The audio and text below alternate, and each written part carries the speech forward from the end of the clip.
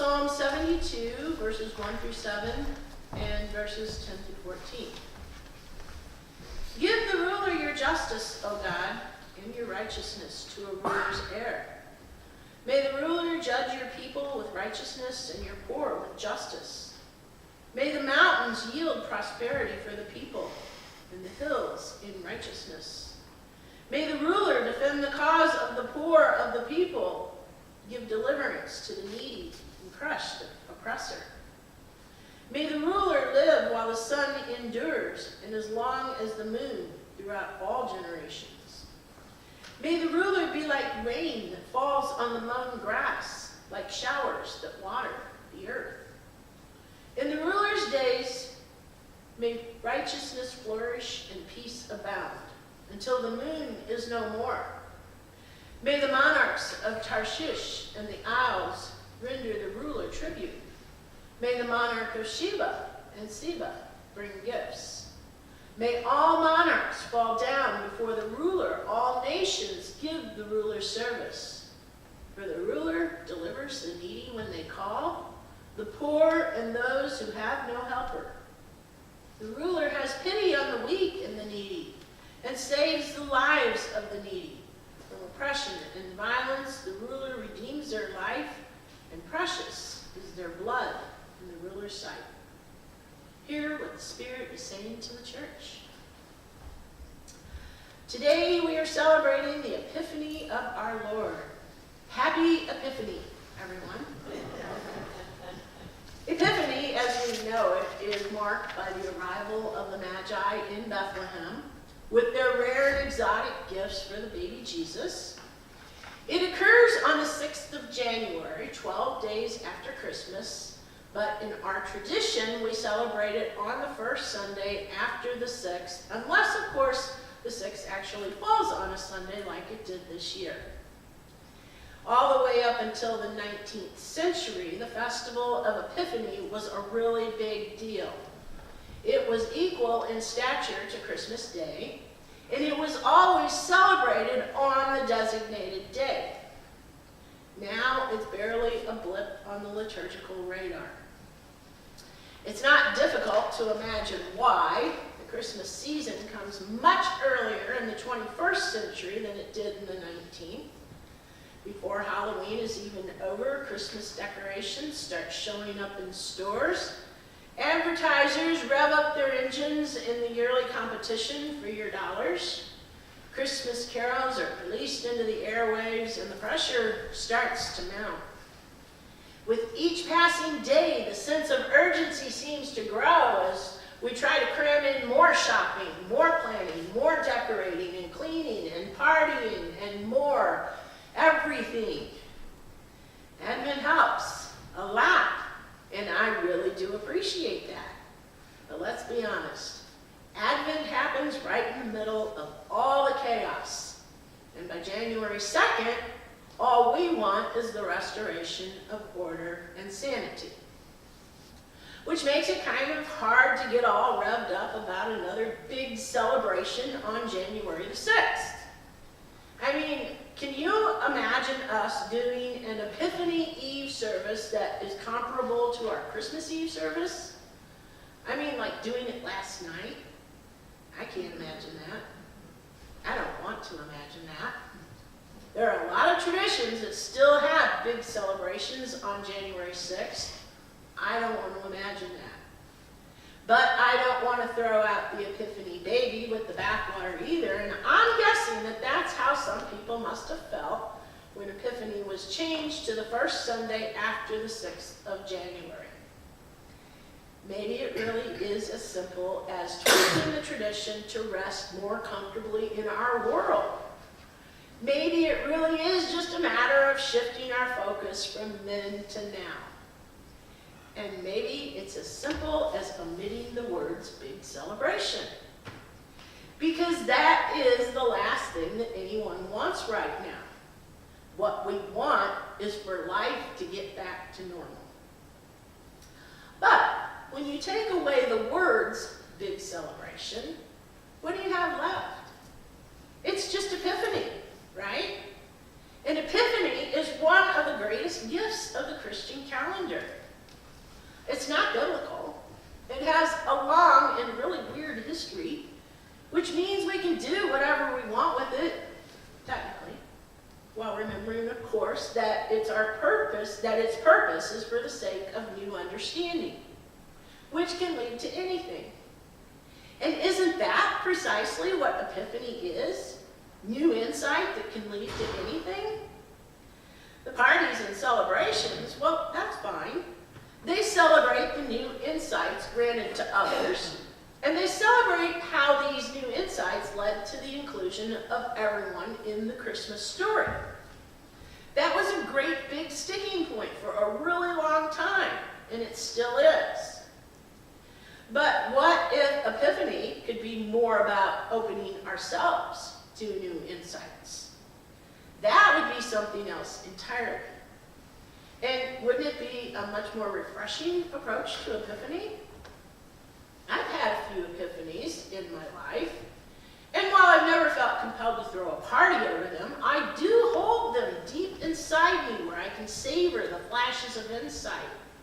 Moments when things just suddenly and completely clicked into place, and I can see how perfectly everything fits together. Those moments evaporate almost the instant that they arrive, but you're still left with a fundamental sort of understanding that changes you permanently in a way that's hard to describe. It's like that. And I can get totally excited about it in a way that does not make me tired, but rather refreshes me. Epiphany should be refreshing. The Greek meaning of epiphany is manifestation, but it could also mean a new understanding. When the Magi approached the child Jesus, new understandings came to them and to all about who Christ would be for the entire world. So, if Epiphany is an opportunity for refreshing and new understanding, that is something worth pursuing, don't you think? Or maybe you don't. Which is okay too. Like I said, the Epiphany is a gift of the Christian calendar, but it is not biblical, nor is it a requirement. But I do want to think about one thing for a moment. God chose to incarnate in the person of Jesus Christ. What does that really mean? And what would it mean if you could see it all just for a fraction of a second, but long enough to change everything? Think about that. In the West, Christians began celebrating the Epiphany in the 4th century, and they associated it primarily with the visit of the wise men to Jesus. According to the Gospel of Matthew, which we read last week, the 3 men followed a star across the desert to meet the baby Jesus in Bethlehem, where they offered gifts of gold, frankincense, and myrrh. The gifts were symbolic of the importance of Jesus' birth, the gold representing his royal standing, frankincense his divine birth, and myrrh his mortality. In the East, where the Epiphany originated, the celebration was not limited to just the Magi. It also celebrated Jesus' birth, his baptism, and the miracle at Cana where he turned the water into wine. But wait a minute, you might be thinking, did she just say that it celebrated Jesus' birth? Yes, I did.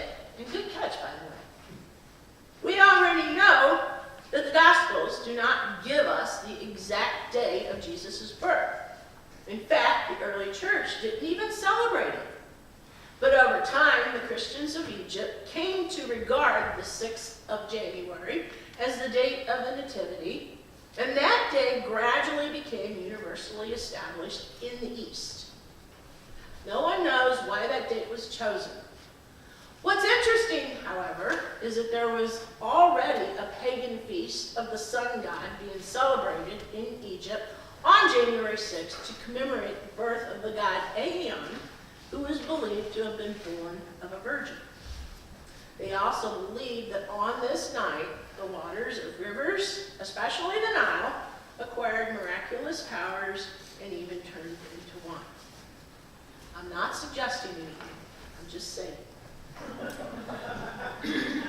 Western Church never accepted the 6th of January as the day of the Nativity. And again, we don't know who made the call or why, but somewhere around the end of the 3rd century, December 25th, was chosen as the true date of Jesus' birth, and eventually this date was accepted by the Eastern Church. Today, Epiphany is celebrated by both the Eastern and the Western churches, and while there are differences as to precisely which events the feast commemorates, both emphasize the visit of the Magi. The Magi are the critical turning point in the story. They represent all of the non-Jewish people of the world, and through their story, Matthew is making the point that it was people from outside of the covenant, people with no knowledge of the laws or the prophets, who first recognized the importance of Jesus, and they recognized this importance from the dawning of a light, which meant that they were acting in accordance with the prophecy of Isaiah 60, which Julie just read to us. And for Matthew, this built a solid case for the validity and the power of the prophecy, and it also made an airtight case on behalf of the Gentiles. The lectionary also mandates that Psalm 72 be read on the Epiphany, which is where I began this sermon. Psalm 72 reflects the theme of nations paying tribute to the king in Jerusalem, and the connection to Isaiah and Matthew is that the king to whom these gifts are given is not a conquering emperor or the head of a military power, but one who exemplifies God's justice and righteousness. The most fascinating verse in Psalm 72 is verse 11. May all kings fall down before him. But notice why those kings will bow down. For he delivers the needy when he calls. He has pity on the weak. From oppression, he redeems their life. And notice how the imagery of the king begins to inch its way into messianic territory with the notion that the king will live while the sun endures and as long as the moon throughout all generations. Matthew found ways to incorporate these texts so that they help set the stage for the visit of the Magi to the infant King Jesus. And that's the Epiphany, basically.